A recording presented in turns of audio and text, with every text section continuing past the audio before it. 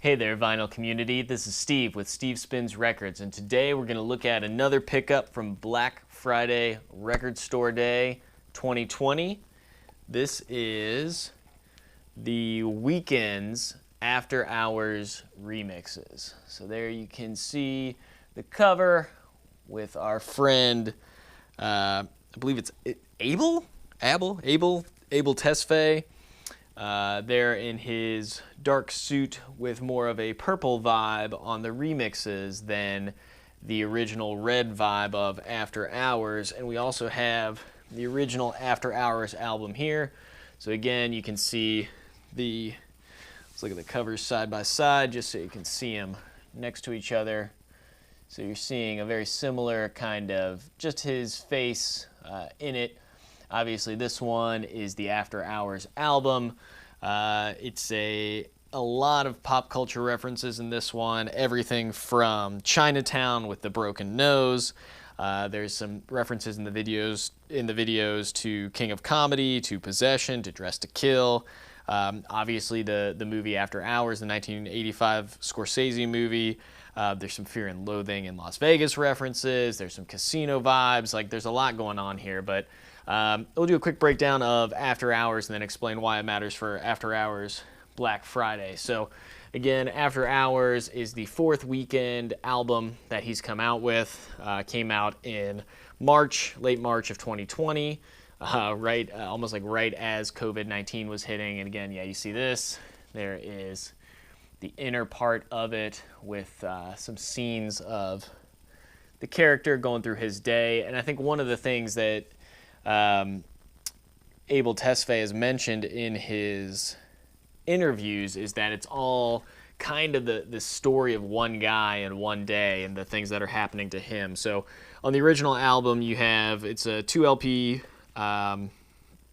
version. On side one, you've got Alone Again, Too Late, Hardest to Love, Scared to Live. Then on side two, you got Snow Child, Escape from LA, Heartless, Faith. And then on side three, you got Blinding Lights, In Your Eyes, and Save Your Tears. And then on side four, you've got Repeat After Me, After Hours, and Until I Bleed Out. It's from the, let's see. Yeah, it's the EXO recording group. Yeah, marketed by Republic Records, a division of UMG. And yeah, so it's got a kind of interesting. I've replaced the inners with MoFi sleeves, but again, he did he was in red pigment, red suit, pushing a real red color for this album, which I thought was interesting as he was going. It seems to make sense with some of the feelings that are portrayed in the album: self-loathing, overindulgence. Kind of an interesting. It's like a dark red almost. Like typically you might think of like a blue or lighter color for things that are going on in the evening, but he took it to a red place, which I thought was interesting in his use of color in addition to the music. So that brings us all the way to Black Friday Record Store Day 2020 when he releases the remixes of it. So again, you see this is much more a slight tinge of purple on the front. Then on the inside, again, you see kind of the same idea with much more more of a cleaned up version of himself, less broken nose, more smiles, being a little bit cooler, a little bit more purple, a little bit more black that's going on in here. And this it's an EP, so it's got 6 tracks on it. Side one, you're getting Heartless, the remix. Then you're getting the Blinding Lights Chromatics remix. Then on track 3, you're getting Save Your Tears, the OPN remix.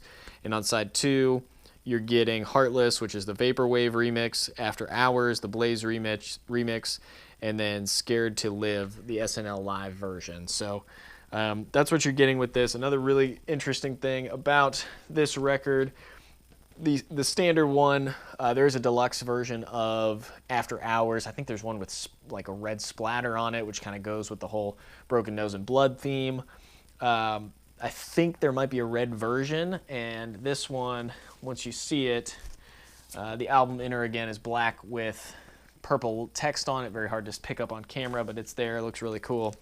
And then I think the coolest thing about this record is, in fact, the color of the record itself. So let's see if I can get a good shot of this. But it is a translucent purple, and there you see, very, very similar to the After Hours album itself, that kind of text with lightning bolt going through it, but instead of it being red, you've got the purple. So, I've got the album. I'll show you the other side just so you can compare it, take some notes.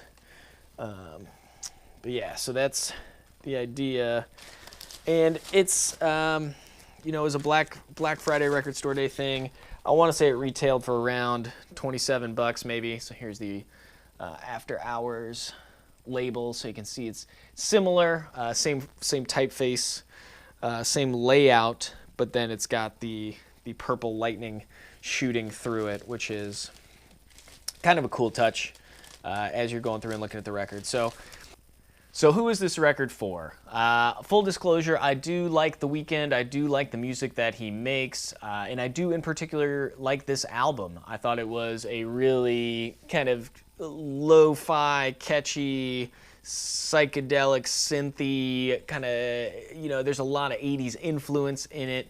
Obviously, when you listen to some of the synth and some of the tracks on the album, they're catchy, they're just like, they get stuck in your head. And so when the remixes came out on an EP, I said, okay, I'm going to give this a shot. I'm going to give it a whirl. I'm going to take a bit of a flyer and pick this up. Again, I think it retailed for just under 30 bucks. And at the end of the day, you can get the album, I want it, for about that much, and you get, I don't know, roughly twice as much music with it. So in that regard, I would actually advise, if you were interested in checking out this album, to listen to it a few times on Spotify, then actually buy the album itself instead of the remixes. I bought the remixes kind of, yeah, like I said, on a flyer, just to check them out, just to see what it was all about. I believe it is the first purple translucent vinyl record that I own, so that's kind of neat. And often what I'll do is I would put on the After Hours album, and then I will put on now the After Hours remixes, just to kind of keep the whole train rolling as it goes. So the remixes themselves are not, they're not bad. They're fine. They are what they are. They're a little bit different take on the music.